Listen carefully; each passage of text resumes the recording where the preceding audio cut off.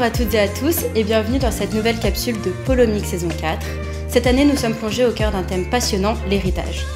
C'est avec un grand enthousiasme que nous nous retrouvons aujourd'hui ici même, dans les sous-sols de la société Coutureau-Rig, entourés par leurs précieux casiers d'archives. Notre objectif est de découvrir et d'en apprendre davantage sur le métier passionnant de généalogiste, que l'on appelle aussi chasseur d'héritiers. Nous avons le plaisir de recevoir Monsieur Rig, généalogiste successoral et directeur général de la société Coutureau-Rig, qui va nous partager son expérience, sa passion pour le métier. Mon métier consiste à retrouver des héritiers dans le cadre de succession, mais pas des héritiers classiques, des héritiers qui ont été oubliés ou inconnus. En clair, un notaire règle une succession, il a des héritiers devant lui, il pense qu'il lui en manque une partie, ou dans certains cas, il a une succession réglée avec aucun héritier devant lui, donc il faut savoir qui sont les personnes qui peuvent appréhender les biens.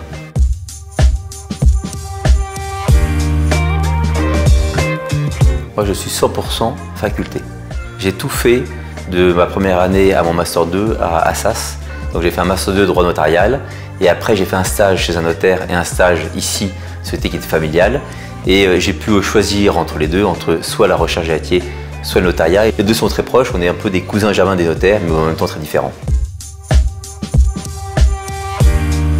Alors pour enquêter, il y a deux outils. Premier outil le plus important, l'outil humain.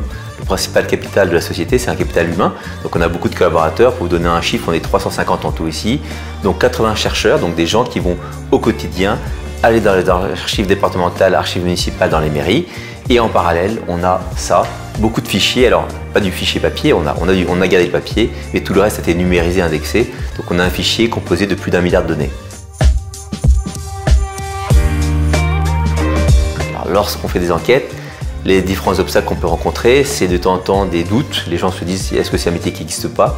Donc heureusement, il y a Internet, les gens s'auto-médicalisent par Internet, donc ils appellent de temps en temps, donc ils consultent Internet. Ou alors le mieux, c'est lorsqu'ils consultent un notaire ou un avocat qui va au moins leur garantir comme quoi c'est un métier qui existe vraiment. Après, les problèmes qu'on rencontre en fonction des pays, c'est tout ce qui est RGPD, donc l'accès aux données. Dans certains pays, c'est plus ou moins compliqué. En France, on est bien lotis. Et on a aussi des problèmes de temps en temps sur des personnes qui sont sous tutelle, parce que retrouver des héritiers, on sait faire, les retrouver vite, on sait faire aussi. En revanche, malheureusement, lorsque la personne est sous tutelle, c'est un peu plus compliqué parce qu'il faut faire signer un contrat avec un juge de tutelle qui est souvent débordé, et donc ça nous fait perdre du temps.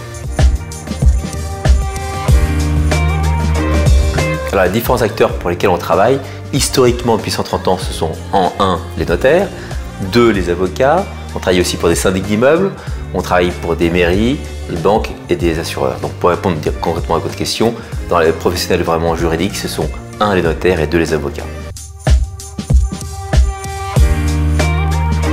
Un bon généalogiste, c'est quoi? C'est quelqu'un qui va douter, ne croire en rien, aimer chiner, fouiner, aimer l'histoire, aimer les gens et se poser les bonnes questions. Donc c'est un métier dans lequel, comme j'ai fait mon service militaire, on disait il faut percuter. Il y a des gens qui ne percutent pas, il y a des gens qui sont scolaires. Et donc il faut trouver la personne qui va savoir aller très vite et pas non plus trop vite et qui va savoir trouver les bons raccourcis.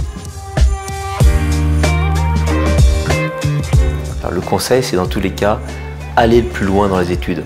Ça ne gâche pas votre avenir, bien au contraire. Après, il n'y a pas vraiment d'école pour devenir généalogiste.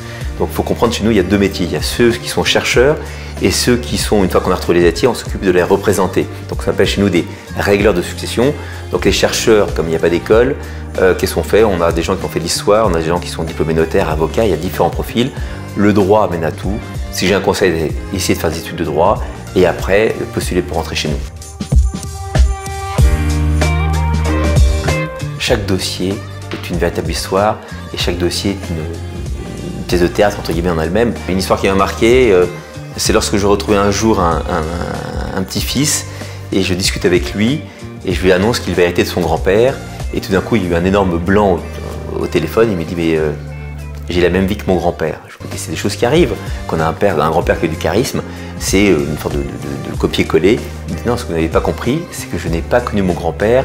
Mon père a abandonné ma mère à la naissance et j'ai vécu avec ma mère. Donc personne n'a pu me parler de mon grand-père. Et c'est vrai que c'était assez étonnant. On prenait la vie du grand-père, on prenait sa propre vie, qui était une vie quand même assez originale. C'était exactement la même chose. Et tout d'un coup, moi j'étais tout jeune dans ce métier. Et il me dit mais ça veut dire qu'il n'y a pas de libre arbitre, tout est écrit. Je ne savais pas trop quoi lui répondre. Donc c'est un cas qui m'a quand même pas mal perturbé.